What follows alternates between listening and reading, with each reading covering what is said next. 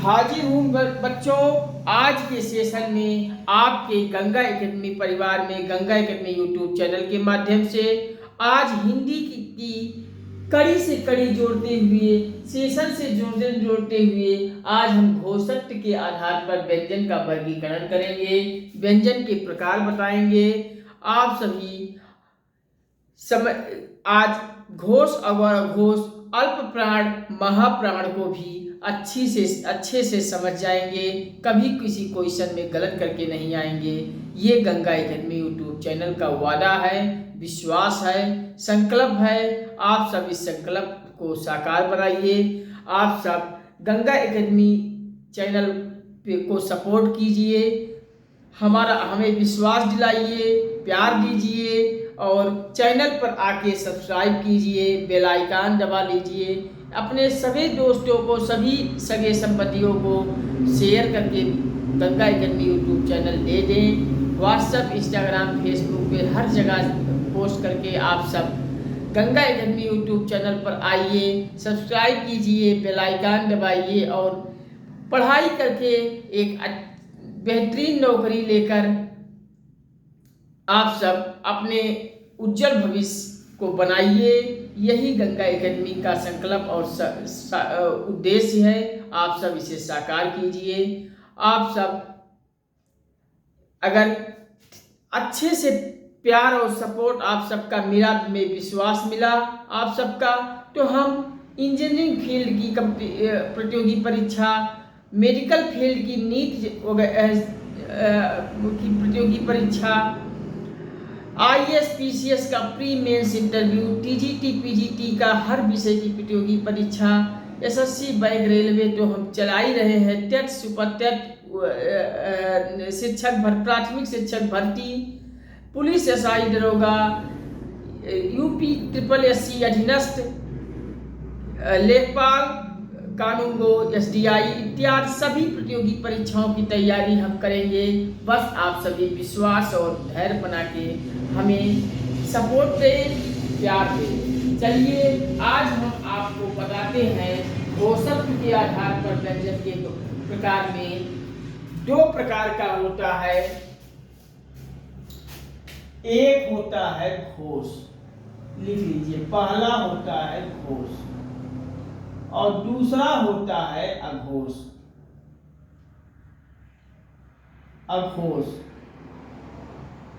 और इस घोष को हम सघोष भी कहते हैं। कहीं कहीं आपको सघोष भी लिखा हुआ मिल जाता है, लिख लीजिए। घोष को सघोष भी कहते हैं और दूसरा अघोष है, अघोष। अब इसमें कौन कौन सा व्यंजन घोष है और कौन कौन सा व्यंजन अघोष है, इसमें हम करते हैं बंटवारा। चलिए देखिए, मैंने आपको व्यंजन में लिखवाया था कुछ, जैसे का, खा, गा, घा, अंगा, चा, छा, जा, झा, इया, का, था, दा, धा,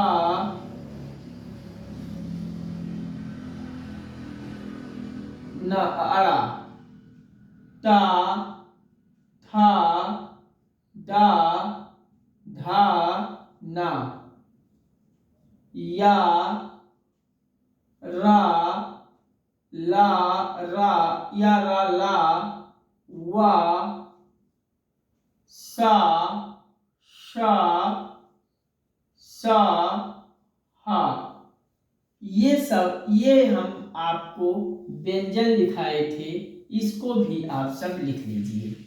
अब घोष में हम आपको बता दें, प्रत्येक वर्ण का लिख लीजिए, एक लाइन में लिख लीजिए। यहाँ प्रत्येक वर्ण में घोष या सघोष में आप सब लिखिएगा, प्रत्येक वर्ण का पहला और दूसरा, प्रथम और द्वितीय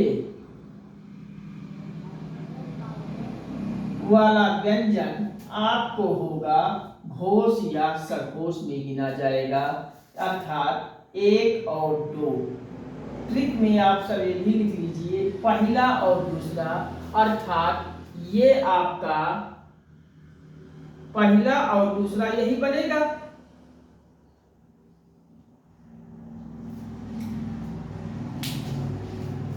ये यार वाला मिटा दीजिए, पा फा बा हम लिख लीजिए, पा फा बा भा मा। ये 11 लाला वाला तो अंतस्थ व्यंजन हो जाएगा, ये लिख लीजिए। तो ये पहला और दूसरा आपका ये हो जाएगा अघोष व्यंजन, लिख लीजिए। अघोष नहीं, सघोष, सॉरी, सघोष या घोष भी इसको कहते हैं, लिख लीजिए। व्यंजन अघोष या सघोष व्यंजन प्रत्येक वर्ण का पहला दूसरा पहला दूसरा पहला दूसरा पहला दूसरा पहला दूसरा, ये घोष या सघोष वर्ण व्यंजन में गिने जाते हैं। हाँ, एक चीज और है, इन्हीं के साथ 3 व्यंजन और मिल जाते हैं, आप इनमें प्लस लिख लीजिए। प्लस तीनों सा, बड़ा सा, चिरवा सा, खष्टकोण वाला और सरौटा वाला सा, ये भी आपका सघोष या अघोष में ही गिना जाएगा, लिख लीजिए। हाँ नहीं है, हाँ चलाएगा भी बताएंगे, हाँ चलाएगा अघोष में। आप हमने घोष को सघोष को तो देख लिया, प्रत्येक वर्ण का पहला और दूसरा, इसके साथ तीनों सा, सरौटा वाला सा, पेट चिरवा खष्टकोण वाला सा और सरौटा वाला सा, ये तीनों आपका घोष सघोष में आ जाएगा। अब आप अघोष में देख लेते हैं, 1 मिनट, इसको आप अघोषे लिख लीजिए। हम हाँ, इसको आप अघोष ही लिखिए, अघोष में आएगा अघोष व्यंजन। प्रत्येक वर्ण का पहला और दूसरा और तीनों साथ स, ये तीनों अघोष में आएंगे। अब दूसरा हेडिंग डालिए सघोष। सघोष यानी कि इसको घोष भी कहते हैं, घोष व्यंजन। आप सब हेडिंग डाल के लिखिए। अब पहला और दूसरा प्रत्येक वर्ण का जब अघोष में आ गया तो तीसरा चौथा पांचवा हमारा बच गया। 3 4 5 भाई देखिए, ये 1 है, ये 2 है, ये 3 है, ये 4 है, ये 5 है, तो ये 3 और 4 तो बच गया ना। तो ये 3 और 4 जो बच गया ये आ जाएगा घोष में।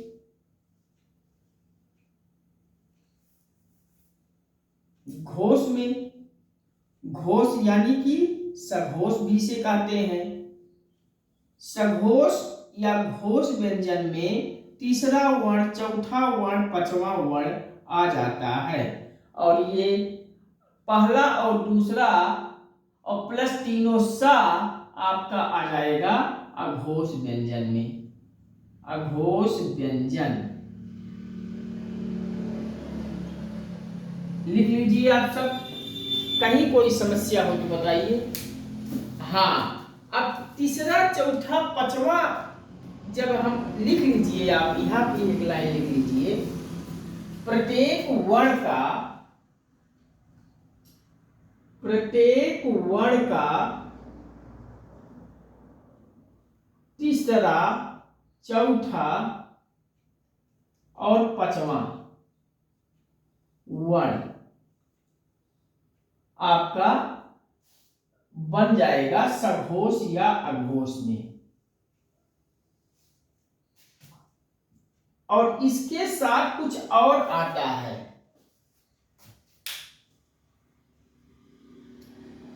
सभी अंतस्थ व्यंजन प्लस सभी अंतस्थ व्यंजन।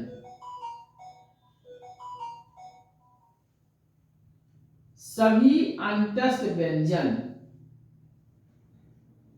अंतस्थ व्यंजन में कौन सा आएगा? मैंने आपको अंतस्थ व्यंजन 4 भी बताया था। कौन कौन सा? या, वा, रा, ला। या, वा, रा, ला,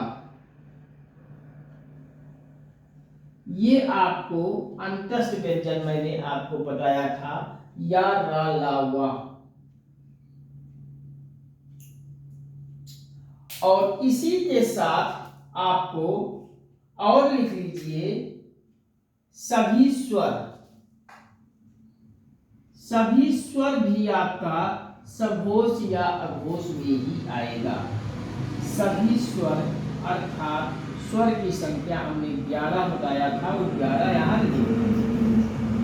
अब इसके साथ एक और भी आ जाएगा, उच्छिष्ट व्यंजन भी मैंने आपको पढ़ाया था, आप सब लिख लीजिए। उच्छिष्ट व्यंजन,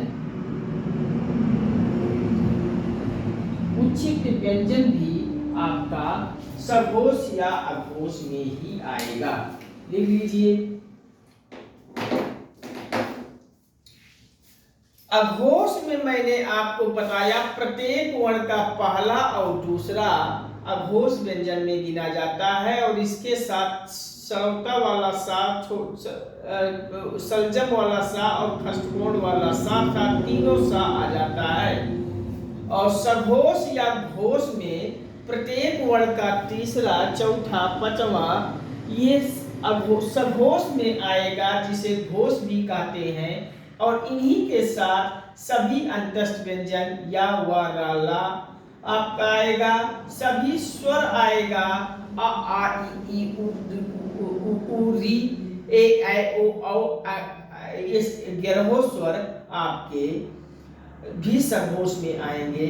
और फिर इसी के साथ उच्छिष्ट व्यंजन भी मैंने आपको बताया था, वो भी आपका घोष में ही गिना जाएगा, सघोष में ही गिना जाएगा।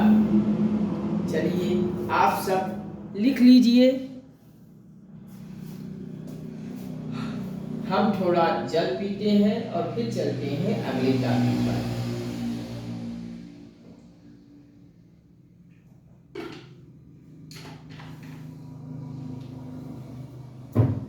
आप सब लिख लीजिए और हेडिंग डालिए प्राण वायु के आधार पर व्यंजन के प्रकार।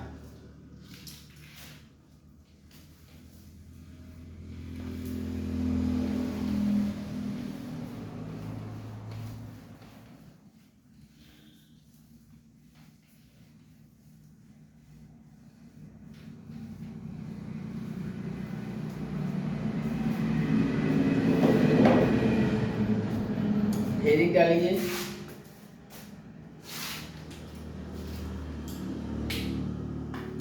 प्राण वायु, प्राण वायु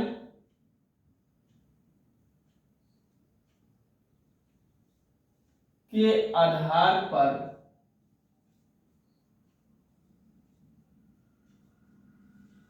प्राण वायु के आधार पर व्यंजन के प्रकार। व्यंजन के प्रकार ये भी थोड़ा सा लिख लीजिए।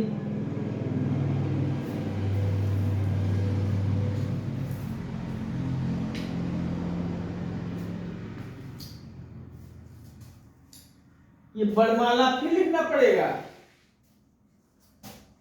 आप सब लिख लीजिएगा।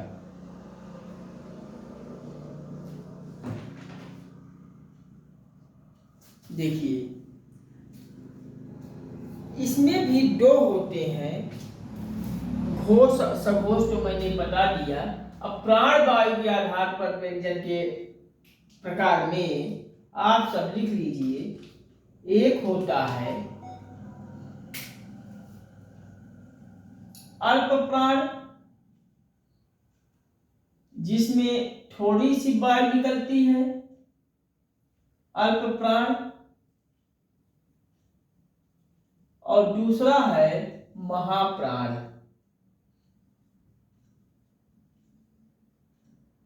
महाप्राण व्यंजन, अल्प प्राण व्यंजन, महाप्राण व्यंजन। अल्प प्राण में थोड़ी सी वायु निकलती है, महाप्राण में ज्यादा सी वायु निकलती है।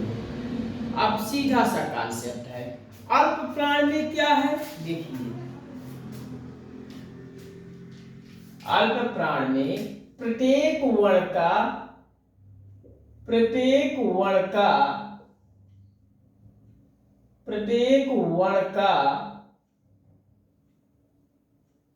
पहला, तीसरा, पांचवा, पहला, तीसरा, पांचवा, ये प्रत्येक वर्ण का पहला, तीसरा, पांचवा आपका अल्प प्राण में गिना जाता है। का वर्ग, खा, चा वर्ग, टा वर्ग, टा वर्ग, पा वर्ग, हर एक वर्ग में पहला, तीसरा, पांचवा अल्प प्राण में गिना जाता है। फिर इसी में प्लस लिखिए। और कौन कौन सा होता है? जिन वर्णों अर्थात व्यंजन, जिन वर्णों को बोलते समय, जिन व्यंजन वर्णों को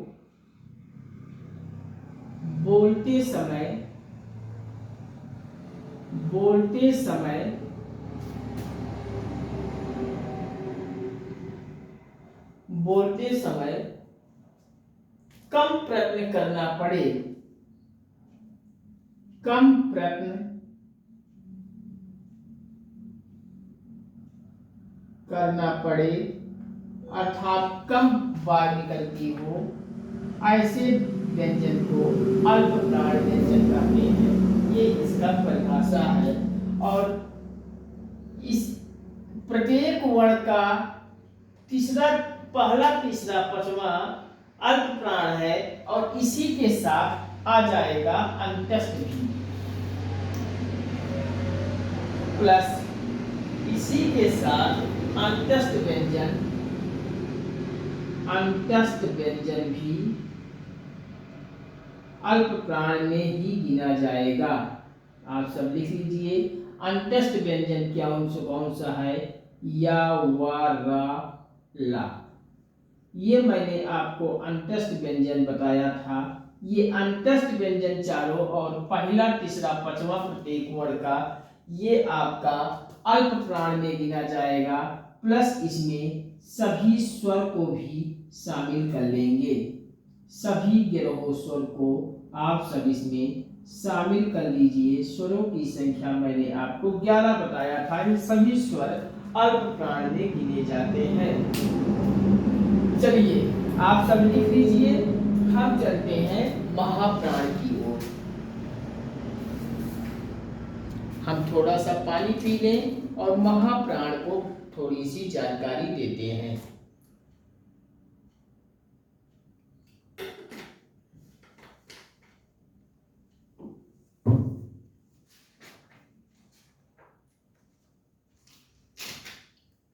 चलिए महाप्राण में बताते हैं।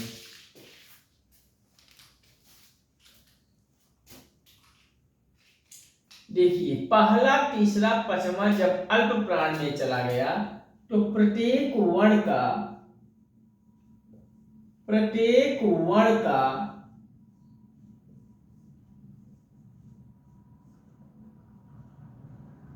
पहला वहां चला गया तो दूसरा बचेगा,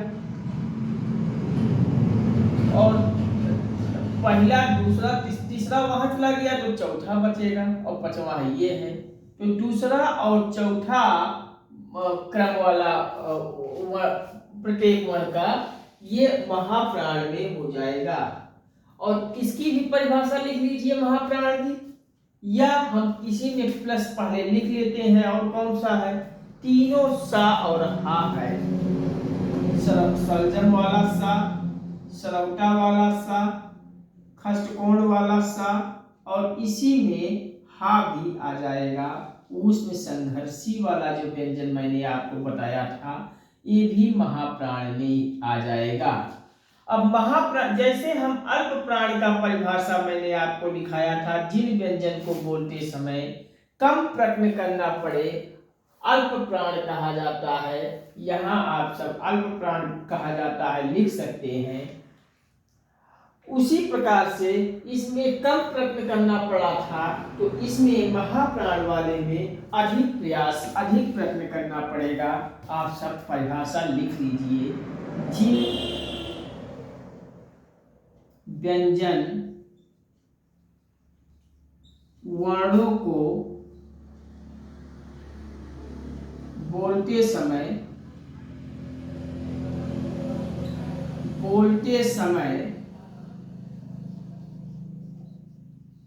प्रयत्न अधिक करना पड़े, प्रयत्न अधिक करना पड़े महाप्राण कहलाता है। आप सब लिख लीजिए। कहीं कोई परेशानी हो तो बताइए। हम साइड में हो जाते हैं, आप सब लिख लीजिए। मैंने आपको प्राणवायु के आधार पर व्यंजन के प्रकार को दो भागों में बांटा, एक अल्प प्राण, दूसरा महाप्राण। अल्प प्राण प्रत्येक वर्ण का पहला, तीसरा, पांचवा के साथ मैंने आपको अंतस्थ व्यंजन के चारों या वर ला आपको बताया, और इसमें प्लस सभी स्वर को भी, 11 स्वर को भी मैंने इसमें इंक्लूड किया, शामिल किया। परिभाषा मैंने आपको बताया अल्प प्राण का, जिन व्यंजन वर्णों को बोलते समय कम प्रयत्न करना पड़े अल्प प्राण कहा जाता है, कहलाता है। और दूसरा मैंने आपको बताया महाप्राण। महाप्राण में प्रत्येक वर्ण का दूसरा और चौथा आएगा। इसके साथ तीनों सा और हा, सलजम वाला सा, सरौटा वाला सा, और खष्टकोण वाला सा, और हल वाला हा भी इसमें आएगा। ऊष्म संघर्षी व्यंजन जिसको हम कहते हैं आता है, गिना जाता है। और महाप्राण की परिभाषा, जिन व्यंजन वर्णों को बोलते समय प्रयत्न अधिक करना पड़े महाप्राण कहलाता है। चलिए आज का सेशन यहीं तक। इसके आगे के सेशन में हम बहुत जल्द आपसे फिर मिलते हैं और उच्चारण स्थान के बारे में हम आपसे डिस्कस करेंगे। आज का सेशन यहीं तक। आप सब से विनम्र अपील है, गुजारिश करता हूँ आप सभी से कि चैनल पर आइए, सब्सक्राइब कीजिए, बेल आइकन दबाइए, अपने से जुड़े हुए सभी मित्र दोस्तों को, रिश्तेदारों को, सगे संबंधियों को शेयर करके गंगा एकेडमी यूट्यूब चैनल पहुंचा दें।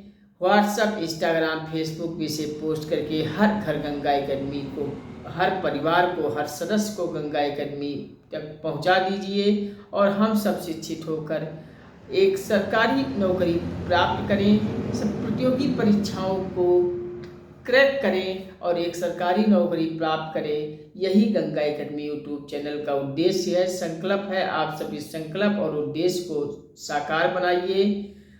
आप सब हमें ऊर्जा दीजिए, प्यार सपोर्ट करके हमें बल दीजिए। आपकी ऊर्जा से, आपके सपोर्ट से, आपके बल से, आपकी ऊर्जा से हम निरंतर आपके लिए बेहतर वीडियो बनाने के लिए संघर्ष पे संघर्ष करते हुए काम करते हैं और फिर आपके लिए वीडियो के माध्यम से आपकी तैयारी बेहतर करते हैं। आप गंगा एकेडमी चैनल से आप सब जुड़िए, पूरे भारत का हर घर तक गंगा एकेडमी ले आइए और हम सब मिलकर हर घर सरकारी नौकरी, हर घर शिक्षित होकर सरकारी नौकरी प्राप्त करने का उद्देश्य सफल करें। ठीक है, आज का सेशन यहीं तक। नमस्कार। आप सभी को वॉचिंग फॉर दिस वीडियो। ठीक है, हम मिलते हैं अगले सेशन में बहुत जल्द।